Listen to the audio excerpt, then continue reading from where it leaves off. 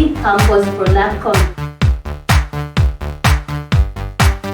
Good morning and warm mabuhay. Food of the Philippines isn't as widely known as some Asian countries. So with more than 40 restaurants across 8 provinces in Canada.